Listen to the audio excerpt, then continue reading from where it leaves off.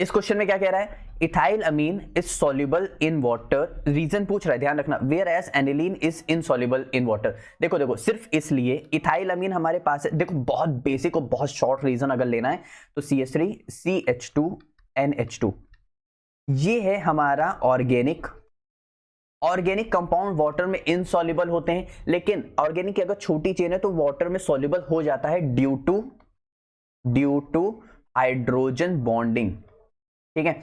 लेकिन अगर यही बल्की ग्रुप होता, मान लेते ये चेन इतनी बड़ी होती कुछ, तो ये क्या होता, इनसॉल्युबल हो जाता, हाइड्रोफोबिक इन नेचर हो जाता। अब ये यहां पे क्या है, हमारे पास ये बेंजीन रिंग है, ये एनिलीन, अभी मैंने जस्ट आप लोग को ऊपर बना के दिखाया। तो ये बल्की ग्रुप होने की वजह से ये बेंजीन एक नॉन पोलर कंपाउंड है।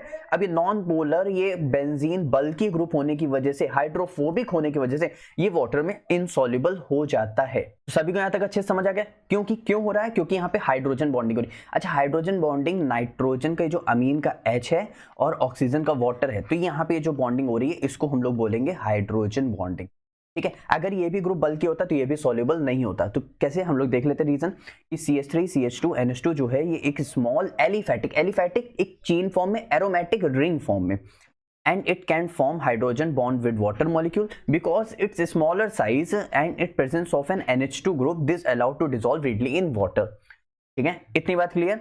इसका जो साइज है वो स्मॉलर होने की मदद से ये हाइड्रोजन बॉन्डिंग शो कर पा रहा है। हाइड्रोजन बॉन्डिंग शो कर रहा है किसकी मदद से, NH2 की मदद से।